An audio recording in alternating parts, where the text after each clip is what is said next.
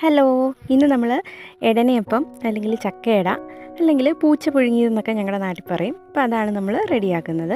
അപ്പോൾ അതിനായിട്ട് ഞാൻ കുറച്ച് ചക്കപ്പഴം കുരുവൊക്കെ കളഞ്ഞെടുത്തിട്ടുണ്ട്. അപ്പോൾ അതിന് മിക്സിയുടെ ജാറിലേക്കൊന്ന് ഇട്ട് കൊടുത്ത് നന്നായിട്ടൊന്ന് അരച്ചെടുക്കാം. ഇതിപ്പോൾ ഞാൻ വരിക്കച്ചക്കയാണ് കേട്ടോ എടുത്തിരിക്കുന്നത്. കൂഴപ്പഴമാണെങ്കിലും കുഴപ്പമൊന്നുമില്ല.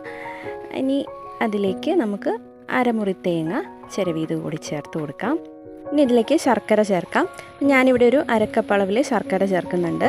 അപ്പോൾ ചക്കപ്പഴത്തിൻ്റെ മധുരം അനുസരിച്ച് നമുക്ക് ശർക്കര ചേർത്ത് കൊടുക്കാം. ഇനി ഇതിലേക്ക് പാകത്തിന് ഉപ്പും 1 ടീസ്പൂൺ അളവിൽ ഏലക്കയും ജീരകവും കൂടി പൊടിച്ചതാണ്. ഇപ്പോൾ ഒരു കുറച്ച് 1/2 ടീസ്പൂൺ ജീരകവും 3-4 ഏലക്കയും കൂടെ നന്നായിട്ട് പൊടിച്ചെടുത്താൽ മതിയാകും. ഇനി അതൊന്ന് മിക്സ് ചെയ്തതിന് ശേഷം അതിലേക്ക് 1 കപ്പ് അരിപ്പൊടിയാണ് ചേർത്ത് കൊടുക്കുന്നത്. ഇനി നന്നായിട്ട് എല്ലാം കൂടി ഒന്നുകൂടി ഒന്ന് മിക്സ് ചെയ്തെടുക്കാം.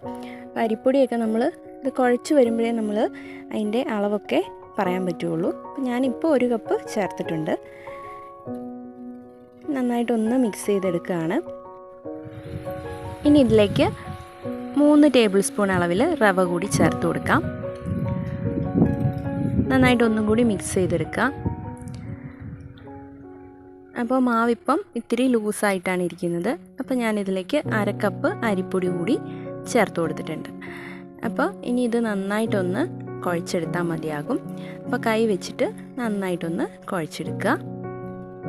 മാവ് ഒരുപാടങ്ങ് കട്ടിയായി പോകരുത്, ഇത്തിരി ഒന്ന് ലൂസായിട്ട് വേണം ഇരിക്കാനായിട്ട്. അപ്പോൾ നമ്മളിവിടെ മാവ് കുഴച്ചെടുത്തിട്ടുണ്ട്.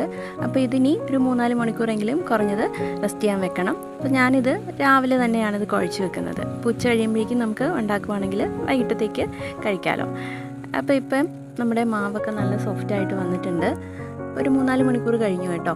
അപ്പോൾ ഇനി ഞാനിതുപോലെ വഴനയില എടുത്തിട്ടുണ്ട്. അപ്പോൾ കഴുകി വൃത്തിയാക്കി എടുത്തതാണ്.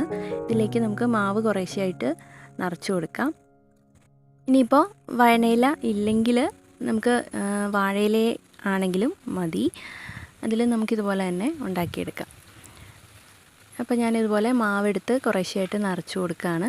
അപ്പോൾ ഒരുപാട് വലുപ്പത്തിലല്ല ഞാൻ ഉണ്ടാക്കിയെടുക്കുന്നത്, ചെറിയ വലുപ്പത്തിലാണ്.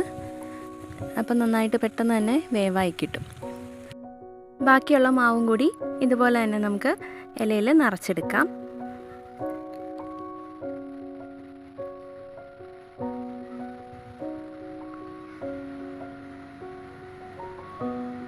ഞാനിപ്പോൾ ചക്കയുടെ എല്ലാം റെഡിയാക്കി എടുത്ത് വേവിക്കാനായിട്ട് വെച്ചിരിക്കുകയാണ്.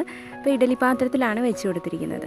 അപ്പോൾ ഇത് ഒരു 20 മിനിറ്റോളം നമുക്കിത് അടച്ച് വെച്ച് വേവിച്ചെടുക്കണം. എങ്കിലേ ഇത് നന്നായിട്ട് വേവായി കിട്ടുള്ളൂ. അപ്പോൾ നമ്മുടെ ചക്കയുടെ റെഡി ആയിട്ടുണ്ട്. അപ്പോൾ ഇതുപോലെ ഉണ്ടാക്കി നോക്കാത്തവരൊക്കെ ഒന്ന് ട്രൈ ചെയ്ത് നോക്കുക.